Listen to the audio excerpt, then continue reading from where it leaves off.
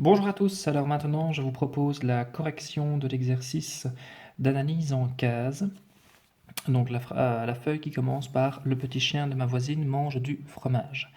Alors la première phrase, donc "Le petit chien de ma voisine mange du fromage", je peux clairement distinguer deux grands groupes. Premièrement, l'action de la phrase, donc "mange du fromage", par conséquent mon groupe verbal, et ensuite je me pose la question de savoir qui fait cette action, donc qui mange du fromage, le petit chien de ma voisine. Par conséquent, mange du fromage est mon groupe verbal et le petit chien de ma voisine est mon groupe sujet. Alors je vais maintenant aller un peu plus loin au niveau de l'analyse. Dans mon groupe sujet, je vais rechercher le mot le plus important, c'est-à-dire le sujet, le mot que je ne peux surtout pas supprimer, qui est vraiment essentiel à ce groupe, et dans ce cas-ci, c'est le mot chien. Par conséquent, chien est le sujet, le centre du groupe sujet. Alors, le mot chien est précisé par un adjectif qui est l'adjectif petit et qui, dans ce cas-ci, a la fonction d'épithète, puisqu'il se rapporte au mot chien et qu'il n'est pas séparé du mot chien par un verbe être ou un verbe d'état. Par conséquent, petit est un adjectif, donc ça c'est sa nature et a pour fonction épithète. Alors, mon sujet est également complété par le groupe de mots de ma voisine, qui dans ce cas-ci a pour fonction complément du nom, CN. Ce n'est pas n'importe quel chien, c'est le chien de ma voisine.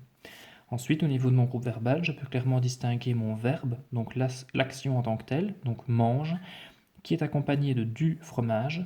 Et là, je me pose la question mange quoi? Du fromage.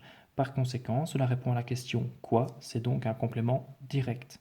Je vous rappelle que si maintenant on avait pu répondre à la question à quoi ou à qui, là ça aurait été un complément indirect. Dans ce cas-ci, je peux dire directement quoi, donc mange quoi? Du fromage. Par conséquent, du fromage est mon complément direct.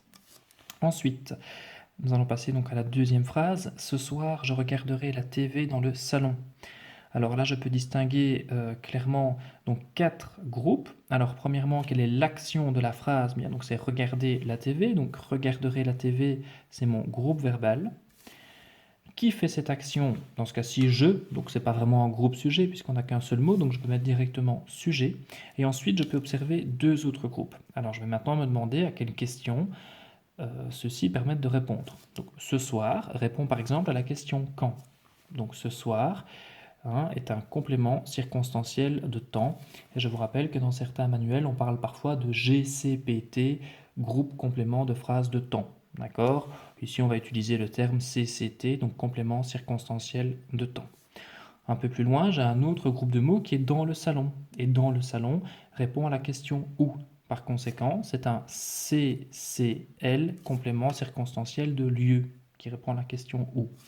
Si maintenant j'analyse un petit peu plus en profondeur mon groupe verbal, donc regarderai la TV, quelle est l'action en tant que telle de ce groupe regarderai? Donc regarderai c'est mon verbe. Et ensuite, je vais essayer de voir un petit peu à quelle question répond le groupe de mots la TV. Regarderai quoi la TV? Par conséquent, j'ai ici un complément direct. Alors, la troisième phrase, les oiseaux mangent les graines sur le sol. Quelle est l'action de la phrase? Mange les graines, donc mon groupe verbal. Qui fait cette action? Les oiseaux. Bon, groupe sujet, dans ce cas-ci sujet, on peut discuter puisque finalement, voilà, il n'est pas vraiment accompagné d'épithètes, de compléments du nom, etc. Maintenant, d'autres personnes vous diront qu'à partir du moment où il y a deux mots, on va plus utiliser le terme groupe sujet. D'accord? Et ensuite, sur le sol, c'est un groupe de mots qui répond à la question où, par conséquent, un CCL. Et si maintenant j'analyse plus en détail mon groupe verbal, l'action c'est mange. Mange quoi? Les graines, complément direct. Phrase suivante. Nous lisons un livre tous les mois. Quelle est l'action? Donc lire un livre, lisons un livre, groupe verbal. Qui fait l'action? Nous, c'est donc le sujet. Tous les mois, cela répond à la question quand, c'est donc un complément circonstanciel de temps. Et si maintenant j'approfondis mon groupe verbal, quelle est l'action? Lisons, donc verbe. Nous lisons quoi? Un livre, ça répond à la question quoi, c'est donc un complément direct. Phrase suivante. Luc téléphone à sa vieille tante tous les jours. Quelle est l'action de la phrase? Téléphone à sa vieille tante, groupe verbal. Qui fait cette action? Luc, c'est donc le sujet. Et tous les jours répond à la question quand, c'est donc un CCT, complément circonstanciel de temps, puisque ça répond à la question quand. Si maintenant j'analyse plus en détail mon groupe verbal, l'action de ce groupe c'est téléphone. Luc téléphone. Ah, là justement, attention, je dois me poser la question téléphone à qui? Donc dans ce cas-ci, je n'ai pas un complément direct, mais un complément indirect, puisque je peux répondre à la question à qui ou à quoi si maintenant on parle d'un objet. Maintenant ici on parle d'une personne, donc on va dire téléphone à qui, par conséquent complément indirect. Alors, si maintenant je veux analyser davantage mon complément indirect, le centre, le mot vraiment le plus important de ce groupe, c'est tante. Et je vois par contre que tante est précédée de vieille, vieille qui est un adjectif dans ce cas-ci, qui a pour fonction épithète, puisqu'il est directement à côté du mot tante. Lucas parle à sa voisine pendant le cours. Quelle est l'action de la phrase? Donc parler à sa voisine, groupe verbal. Qui fait cette action? Lucas, c'est donc le sujet. Et pendant le cours, cela répond à la question quand.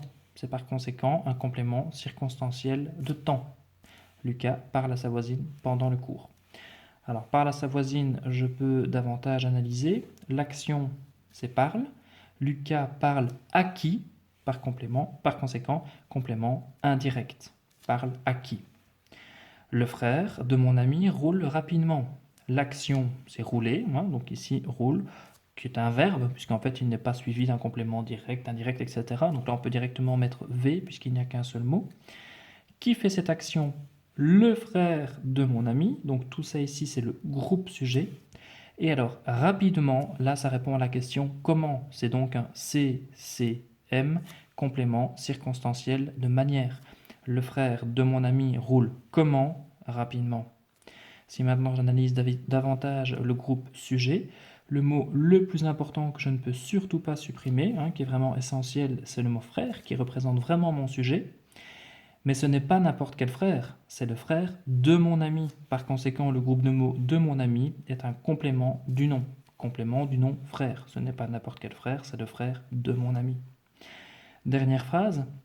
Dans la gare, le matin, je marche lentement.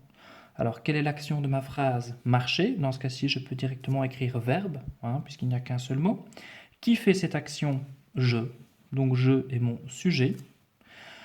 Et maintenant, j'observe trois autres groupes.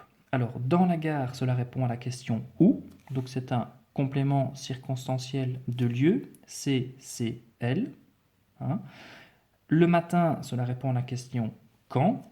Donc, c'est un CCT, complément circonstanciel de temps. Et alors, lentement, cela répond à la question comment. C'est donc un CCM. Alors, dans cette phrase-ci, j'ai donc les trois compléments circonstanciels que l'on rencontre le plus souvent, à savoir le lieu qui répond à la question où, le temps qui répond à la question quand, donc le matin dans ce cas-ci, et ensuite le complément circonstanciel de manière qui répond à la question comment, dans ce cas-là, lentement. À bientôt!